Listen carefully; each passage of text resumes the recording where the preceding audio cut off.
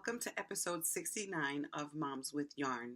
My name is Sharon. I'm known as Bronx Knitter One on Ravelry and Bronx Knitter on Instagram. Welcome.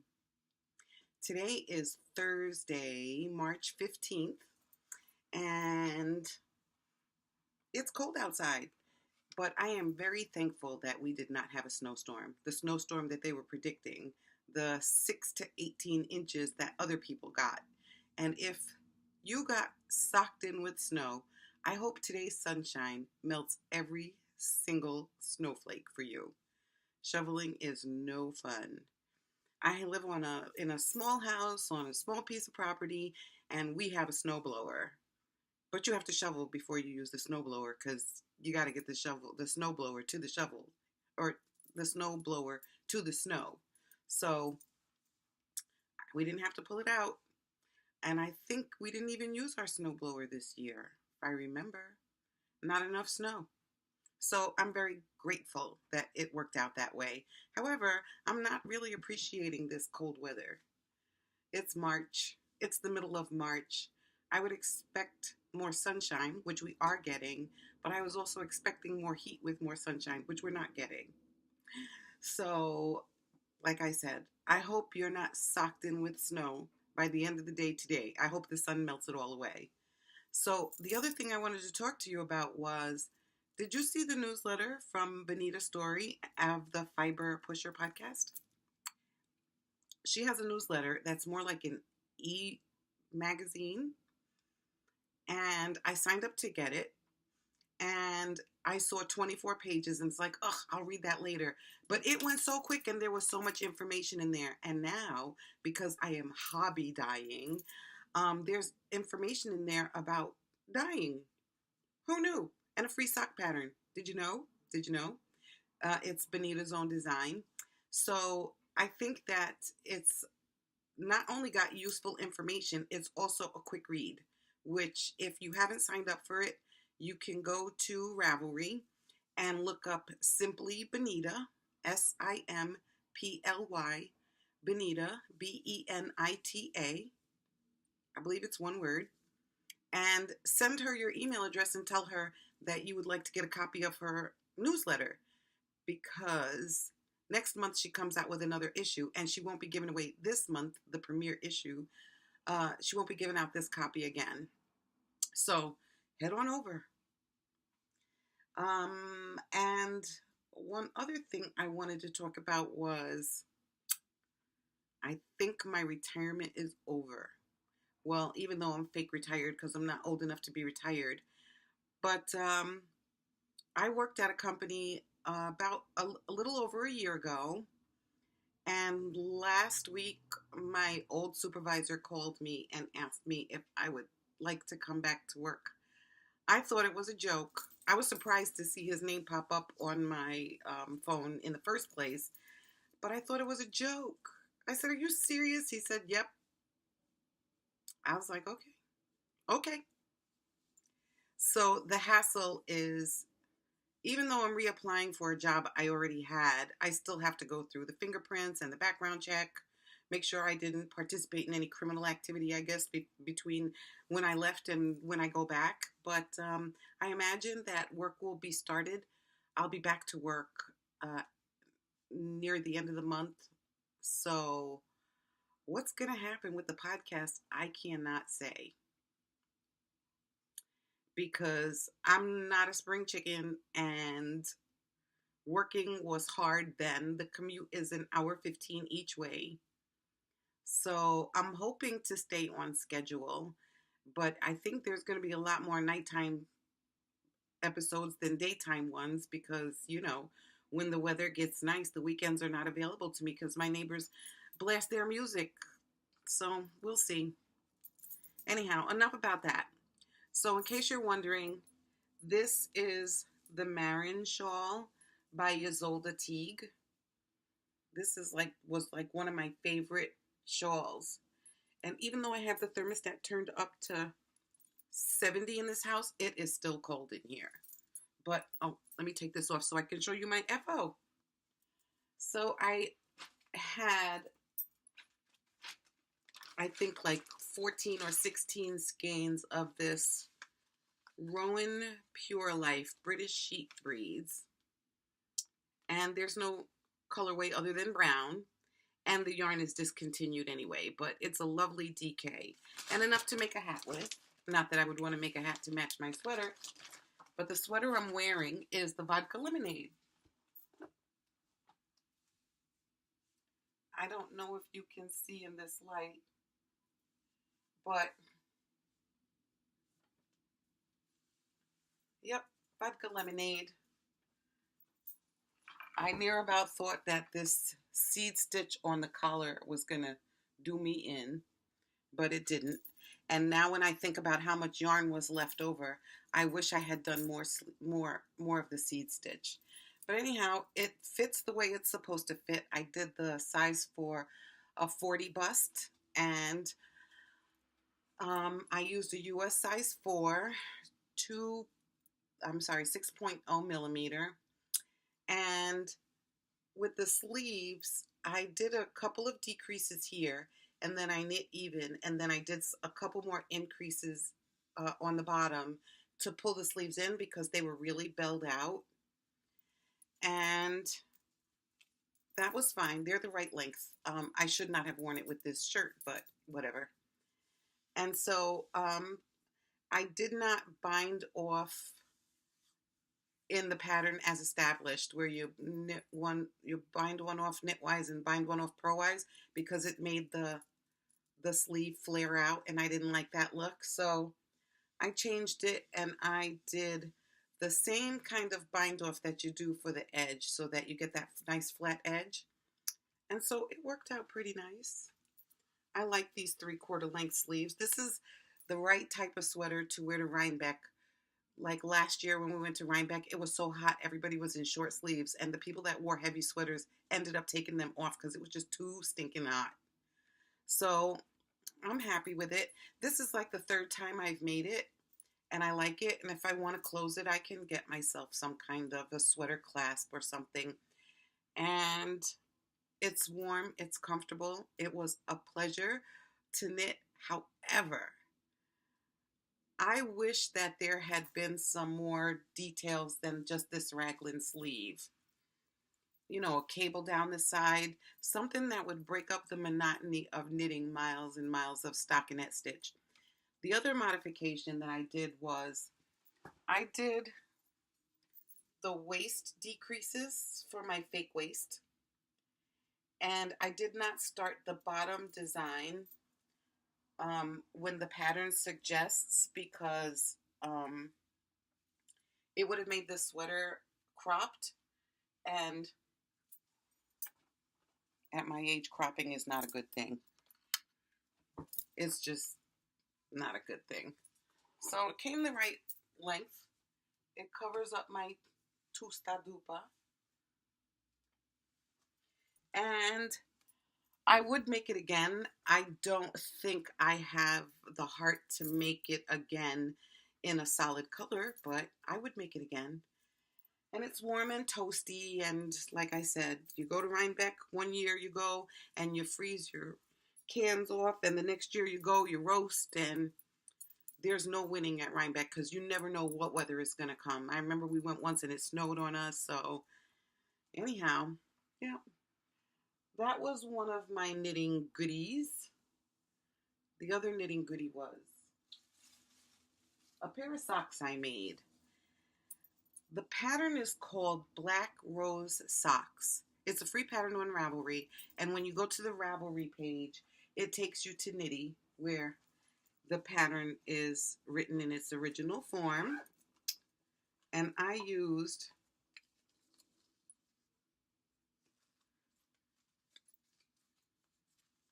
Fiber Nymph Dye Works, which I got from a D-stash from Tracy. And it is the color, it's the Cirrus Base in Berry Stained Fingers. Was 560 yards. And why I chose this to make a pair of socks with that kind of yardage, I should have made a shawl or something that would use up most of the thing. if I had made something bigger and used up all the yarn, I wouldn't have anything to make crazy socks with. And you know I like me some crazy wild socks. So these are the socks. They are left and right specific. So this is the right sock. This is the left sock. These are the colors, which are gorgeous. It has a good feel to it, and the socks, while they're on the blockers, they have not been blocked because I never block my socks. The sock blockers come from Woody Co, and even though they are shipped international, they're very reasonably priced. No alterations to the pattern. I wear a size 8 shoe. These are my socks. I love them. And now they're headed for the sock bag. Those are socks that don't fit in the sock drawer because my sock drawer stash needs to get culled a little bit. There's some socks that I probably should not have slept in, so they got fuzzy, and some of them are old and you can no longer see the design. And one of the pairs that got old and you couldn't see the design anymore were these. So this pattern goes from top down. I did a heel flap and gusset, and took me a couple days, but they're done. Another pair of socks. So what else did I do? Oh, so that's it for the finished objects. There's no other finished objects. I do have a work in progress, which is the Advent Garland Mitten Calendar. And it is in keeping with the cal that's going on, the year-long cal, to make small things. Don't have to do this pattern. You can make any small things. But the prize is some hand-dyed yarn, some yarn hand-dyed by me. So there is, every quarter, you have to put up 6 small things in order to get that hand spun. So I started my mittens last year, and I made it to number 1 and 2 and 3, and I am now finishing up number 4. And I'm going to tell you the pattern. I have so much stuff up here. Is by Mitten Garland Advent Calendar by Kathy Lewinsky. It's a free pattern on Ravelry if you go to her website. If you want to buy the pattern and the pages all together, there's one pattern that has the instructions on when to do the increases and what to do, when to separate for the thumb, and the other pattern is just the design. So there's the main pattern, and then there's the 24 pages. So if you got printer ink like that, bless you, I don't. So the yarn I'm using is Knit Picks Palette in gray and white. And the last bit of my red, although that basket right there is full of Knit Picks palette, and I'm hoping that there's another skein of red, and I'm hoping there's a skein of green, or I hope I can find some more colors to use instead of these. I am using US 1. Now, I use Knit Pro Zings to make the mitten, double points. And I'm using Hiya Sharps to make the thumb. And I goofed up on the thumb, but there's only 2 rows left and I need to do it. And there's only 2 colors per row. The gray is here and the gray is here. And that's it. So This is number 4, and I think it took me about 8 to 10 hours to make these mittens. So I think I can get a couple more made before the Cal closes for the quarter. So we shall see. That's going to be next up, and I am not going to deviate from my plan because I really want to finish making them. But I also have to have, I have another sweater coming up, another sweater to be made that's coming up. So that's my one knitting whip. I do have a spinning whip. I worked on some spinning. Unfortunately, it was not the fiber that I combed and carded because I had to free up my wheel to do that. So it is, she spins 4 ounces of Falkland. And because she spins as she pleases, it has no colorway, but it's been spun and it's been Navajo plied. So you did this on my Lendrum, and I just put the woolly winder on my Lendrum, and those gears were screaming, and I started smelling that smoke that you get when you get metal on metal, and I was wondering what the heck. So I had to put everything on hold because I need to read the instructions about what to do before you put the woolly winder on your wheel to keep it from smoking and bursting into flame. I don't know what happened. So I don't have yardage on this because it hasn't been washed and it hasn't been thwacked and dried and measured. So that is my one spinning whip.